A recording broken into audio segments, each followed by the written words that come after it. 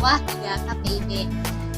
Di sini aku akan sedikit sharing pengamatan aku tentang kondisi saat ini. Orang-orang biasa menyebutnya dengan era new normal, tetapi di sini kebanyakan orang itu tidak tahu bagaimana cara menghadapi era new normal ini dan apa sih di dalam era new normal ini.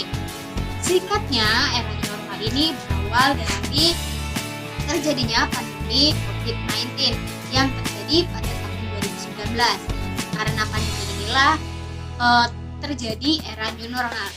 Kenapa disebut era new normal? Karena di sini terjadi untuk menanggulangi COVID-19, kita harus memutuskan tali rantai penyebaran virus COVID-19.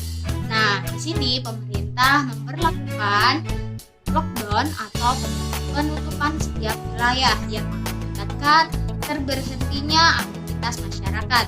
Nah, disinilah awal mula disebut era new normal atau era di mana terjadi aktivitas melalui dunia maya atau melalui teknologi, sedangkan para masyarakat harus diam di rumah atau tenaga manusia harus berhenti digantikan dengan mesin dan teknologi.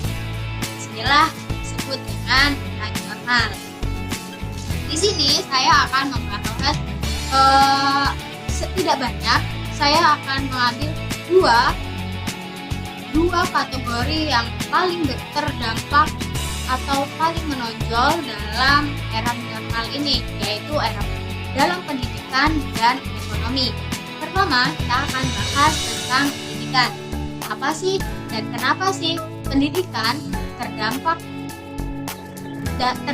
oleh era new normal ini?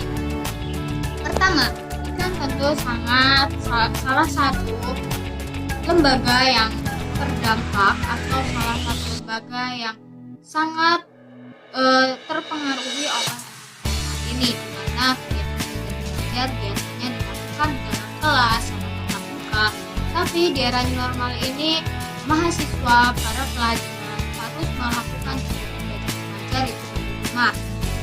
Di sini dari pengamatan saya dan yang saya alami sendiri, terjadi kebebasan dan tidak konsistensi dari para pelajar itu, dari kita para pelajar, para mahasiswa, karena kita merasa dibebaskan, kita ada rasa tanggung jawab atau lebih terbebaskan, terserah kita yang harus mengikuti pelajaran atau tidak.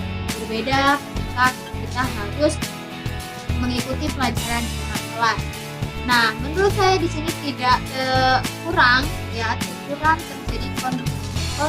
kurang kondusif karena itu tadi dilakukan secara online, kurangnya pengawasan dari para guru.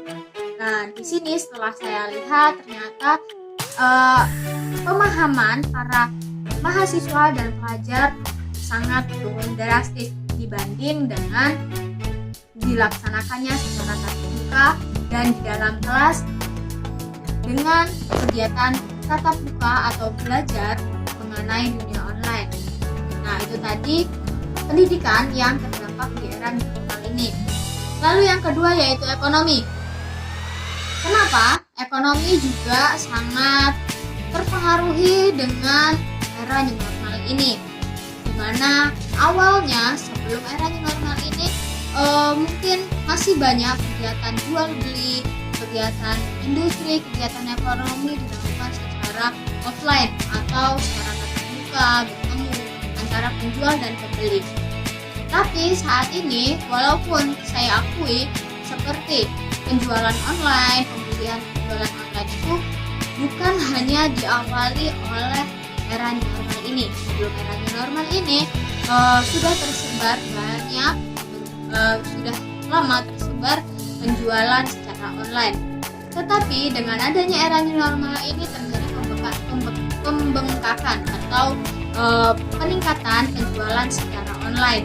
Mengapa? Karena di era new normal ini kegiatan masyarakat dilakukan dengan di rumah dan diwakili oleh online, internet gitu. Jadi kita bisa melakukan jual beli di internet seperti itu atau secara online seperti itu.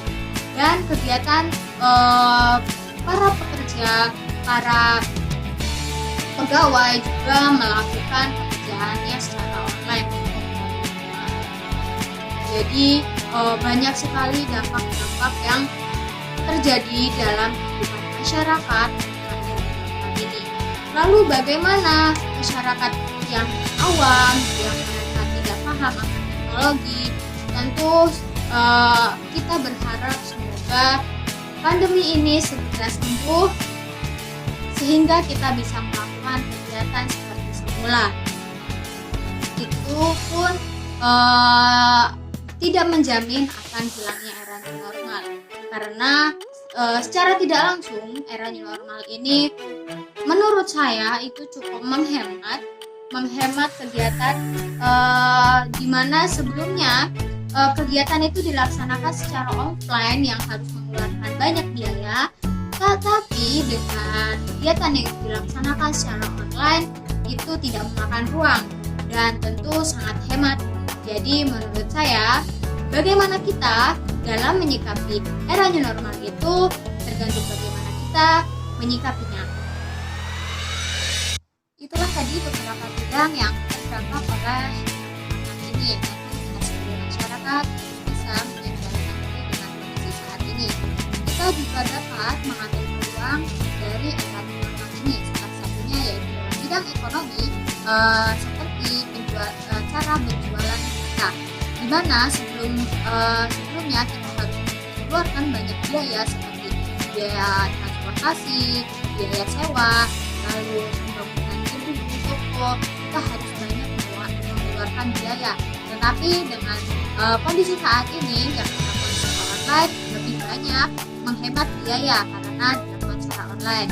Kita cukup hanya mempromosikan barang yang apa yang kita jual tanpa harus mengeluarkan biaya sewa tempat, sewa transportasi tanpa banyak mengeluarkan biaya.